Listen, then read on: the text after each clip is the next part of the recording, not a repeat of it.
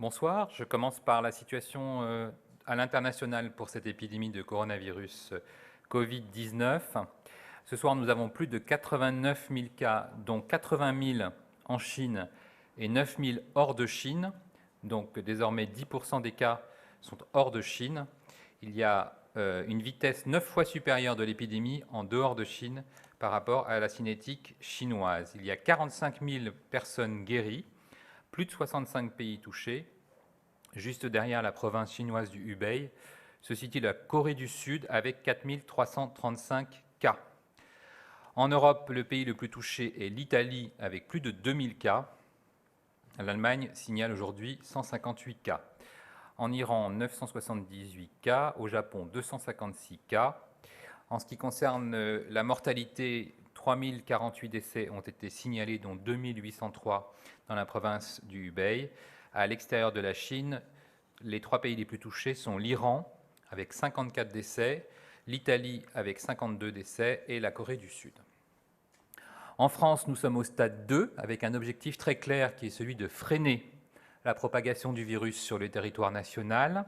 En termes de bilan, ce jour, à 16 heures, nous avons, selon Santé publique France, 191 cas confirmés, soit 61 cas de plus. Il y a aussi 3 décès, le touriste chinois âgé qui est décédé à Paris, l'enseignant de l'Oise qui est aussi décédé à Paris, et une femme de 89 ans qui a été testée en post-mortem à l'hôpital de Compiègne. Parmi les cas confirmés et isolés, 107 cas font partie d'une chaîne de transmission ou d'un cas groupé, 38 proviennent de zones à l'étranger où circule le virus, et au moins 42 sont en cours d'investigation puisqu'ils ont été rapportés dans la journée. 12 régions ont rapporté des cas, 5 régions ont plus de 10 cas. Un premier établissement d'unité de longue durée est touché à Crépy-en-Valois. Un nouveau regroupement de cas géographiques est signalé, vous le savez, dans 3 communes de Bretagne, dans le Morbihan, à Auray, Crac et Carnac. Ce bilan est donc lié à un important regroupement de cas dans l'Oise, à la suite de l'investigation de 2 cas initiaux, puisqu'aujourd'hui, ce regroupement fait 64 cas confirmés au total, dans 7 régions, puisque les cas peuvent être retrouvés ailleurs. L'investigation se poursuit. Nous avons un autre regroupement de cas en Haute-Savoie, à La Balme, près d'Annecy, qui est désormais constitué de 19 cas confirmés. Et enfin, nous avons ce voyage organisé à l'origine de 11 cas, avec une alerte donnée par le test systématique d'un syndrome de détresse respiratoire aiguë chez des personnes en réanimation.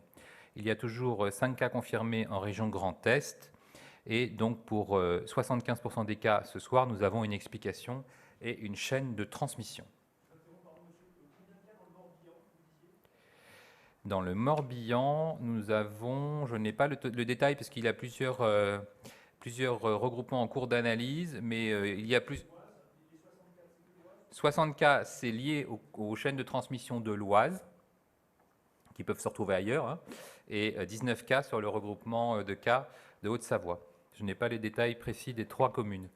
Sur le stade 2, donc, qui est défini par de nombreux cas secondaires, de nombreux cas groupés, ou regroupements de cas, et de nombreuses chaînes de transmission, nous avons par ailleurs des cas détectés, comme vous le savez, dans certaines parties du territoire et pas dans d'autres. Nous avons cet objectif de freiner l'évolution, de ralentir la propagation du virus, de protéger les zones non ou peu touchées, et donc de réduire les contacts et les mélanges de populations issues de zones non ou très touchées. Donc j'encourage les personnes qui souhaitent voyager à être très attentives aux zones où circule le virus et à suivre les conseils aux voyageurs, en particulier sur le site officiel du ministère des Affaires étrangères, diplomatie.gouv.fr. C'est un site qui est actualisé très régulièrement. Au retour d'une zone où circule activement le virus, il convient d'être prudent, de respecter des conseils de réduction de vie sociale. On ne va pas voir les personnes malades, on ne va pas voir les personnes fragiles, on ne va pas voir les personnes âgées. On est en autosurveillance 2 fois par jour, donc sa température, l'apparition de fièvre, de signes cliniques, de toux, de signes de rhume ou de douleurs musculaires. Et donc on privilégie le télétravail, on n'a plus besoin de porter de masque, les enfants peuvent aller en classe, mais là aussi on est sur une stratégie de réduction de vie sociale. On évite les contacts dans des zones très très peuplées. Donc, par exemple, on ne va pas dans une salle de spectacle ou dans une boîte de nuit, et on évite évidemment, et ça je le redis, quand on est à risque, le contact avec des personnes fragiles, donc des personnes âgées, des personnes qui ont des pathologies chroniques lourdes, qui sont immunodéprimées par exemple, qui ont un traitement de chimiothérapie ou un traitement qui les fragilise. Sur le territoire national, compte tenu du fait que, comme je vous l'ai déjà dit, il y a une situation très hétérogène, une espèce de mosaïque du territoire en fonction de la présence ou non du virus, nous recommandons vraiment à toutes et tous de respecter les consignes nationales, d'une part, mais aussi les consignes spécifiques qui peuvent venir du département, du préfet par exemple, ou de votre maire. Notre priorité est claire, elle doit aller aux mesures mises en place autour des malades pour les protéger et des soignants exposés là aussi pour les protéger. Et donc ce sont des mesures qui ne sont plus adaptées aux frontières nationales, mais bien qui s'adaptent à la situation sur le territoire. Pour les malades, en lien avec leurs équipes soignantes, elles doivent porter un masque et appliquer des mesures d'hygiène régulières et répétées. Ça, on l'a déjà dit, mais c'est important. C'est une barrière efficace contre la propagation et contre le risque de contracter le virus. Et pour les personnels soignants, du secours ou du soin, en contact direct avec un malade, on encourage évidemment le port du masque chirurgical couplé à la protection portée par les malades, donc au masque porté par les malades. Ça permet de limiter la diffusion du virus. Les personnels soignants en milieu hospitalier en particulier, et surtout ceux qui sont exposés à des soins de projection, à des soins d'actes qui entraînent des projections de postillons en particulier ou de gouttelettes, il est recommandé de porter un masque protecteur de type FFP2. Et pour l'ensemble de la population doit appliquer des mesures d'hygiène que je répète régulièrement, mais qu'on ne répète jamais assez, qui constituent une barrière efficace contre la propagation et le risque de contracter ce virus. Le lavage régulier des mains, à l'eau ou au savon ou avec des solutions hydroalcooliques, très régulièrement. On l'a dit vraiment, à chaque fois que c'est nécessaire, à chaque fois qu'on rencontre quelqu'un ou qu'on a touché des surfaces potentiellement contaminées, il faut avoir ce réflexe de tousser ou d'éternuer dans son coude, d'utiliser des mouchoirs à usage unique, ce qui veut bien dire unique, donc on les jette. On ne se serre plus les mains, on appelle évidemment le 15 en cas de symptômes évocateurs d'infection, et on ne porte un masque qu'en cas de maladie. Donc aujourd'hui, ils doivent porter des masques ceux qui sont malades, ceux qui ont une indication de porter un masque parce qu'on leur a dit qu'ils étaient cas contact à haut risque d'un cas confirmé, et les personnels soignants en particulier, qui sont exposés à un cas confirmé. Les solutions hydroalcooliques ou des espaces permettant de se laver les mains sont de plus en plus mises à disposition dans les établissements accueillant du public, et donc ce sont des bonnes pratiques que l'on souhaite encourager.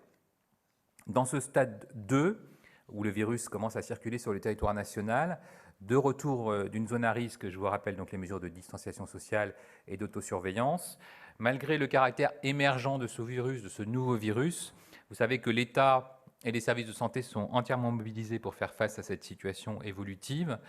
Et aujourd'hui, la situation et les conditions actuelles ne sont pas compatibles avec un droit de retrait. Hors des foyers identifiés, il est recommandé de ne pas modifier ses habitudes et donc de poursuivre une vie normale. Les transports en commun en particulier fonctionnent normalement.